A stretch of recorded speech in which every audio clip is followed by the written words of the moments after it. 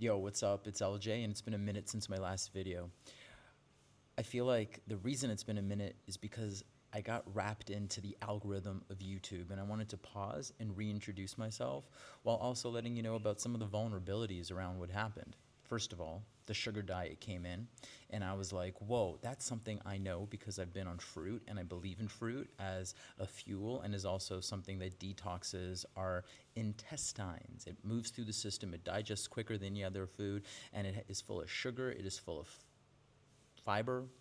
It just cleans you. I was like, that's the thing. Then I heard all the people online getting wrapped up in it, and I was like, this is an interesting experiment. Why don't I algorithm this and see if it works? And I did, and I jumped up from 250 subscribers to almost 1,000. I also got more views on videos than I ever did before, and that's when I got stuck. I was like, now I have to make more videos about the sugar diet, and I just wasn't inspired, to be quite honest, because what the sugar diet did with the FGF21 component of it was it stressed me the F out. What it did do that was super, super positive was it got me to continue experimenting. I started eating rice. It's the first time I've been eating rice consistently in as long as I can remember. Now, I've always liked rice, but I always thought of rice as mucus inducing and nothing other than a starchy carb. But my digestion has been better since I've been eating rice. I've talked about it in previous videos. I feel good. It's also shifted the way that I look at food because I can eat as much rice and as much food as I want, which means like food is not an addiction anymore. I actually feel like I healed myself through this process, and it's not a healing of anything other than new patterning, new behavioral patterning. So this whole thing, which had me like hold on to an algorithm and had me trying to figure out how to communicate with you guys, actually got me feeling so much better about myself. It had me eating better. It also had me lay off making the videos. I don't know if you can hear those birds, but it's really beautiful. It also had me lay off making videos until I felt inspired and ready to make videos from the heart. That's where I'm at now. I want to tell you a little bit about myself. For 18 years, I've been teaching yoga. I live on the island of Bali. I've been living here for 5 years. We call ourselves COVID babies because a lot of us came here during the pandemic, and then what happened was we stayed here. I think that I have an unfair advantage. I'm 45 years old. I'm 45 years old. I'm going to be 46 in less than a month. And I look effing good, right? I think some of that has to do with the fact that I live on Bali.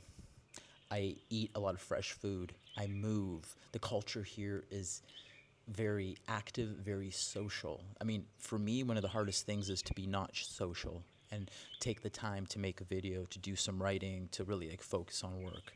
I've been teaching yoga at one of the biggest yoga studios on the planet for the last 5 years, and I've been teaching yoga all over the world for the last 18 years. I've been practicing yoga for 22 years. So some way or shape or form, yoga works, right? I mean, you be the judge for yourself. Something is working, right? So I feel like it's an unfair advantage because I went to Canada in October of 2024 and I stayed there till March 2025, and I got fat. Like I got uncomfortable in my body. I got big. Those are the 7 months that I was away from Bali, and it was a horrible time. So I think that part of living in a beautiful environment is an unfair advantage. I think that the sunshine is an unfair advantage. This is not news to you, likely. Vitamin D, activity, socializing, being in contact with other people, touch. We do a lot of dancing here, so there's a lot of like touch that happens. In Canada, the only touch I got was in jiu-jitsu.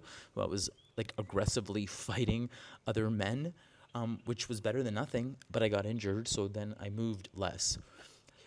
I look at the North American Western culture as a lot of people eating food that, like, like getting big into the keto space. So they're eating a lot of fat and protein, not using carbs, not energizing themselves.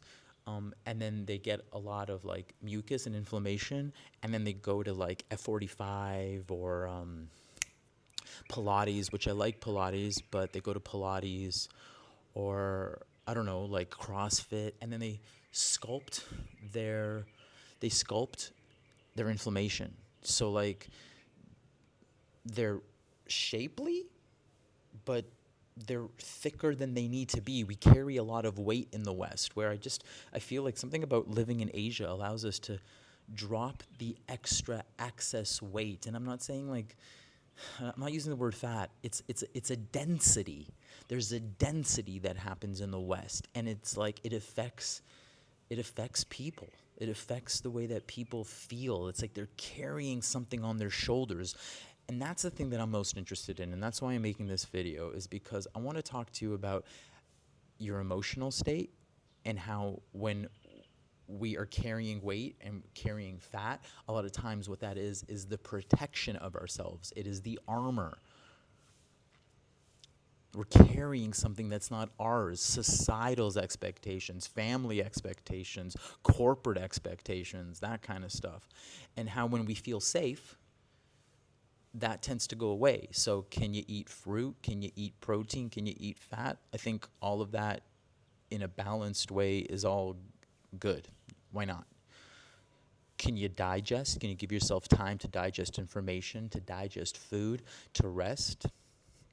I hope so.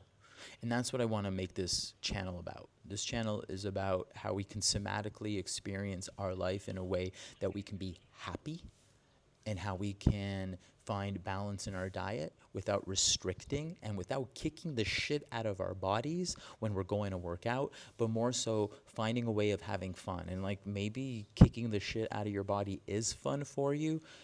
I think that's an important factor. If you can frame things that you're enjoying them, then let's go. But if you can't frame them and you're just like carrying the weight of expectations of the world upon you, then like stop it. Stop it. Like you're just stressing yourself out. So my name's LJ. I would love for you to join the inner temple. There's a quote that Ram Dass said, and it goes like this: don't worship the gates.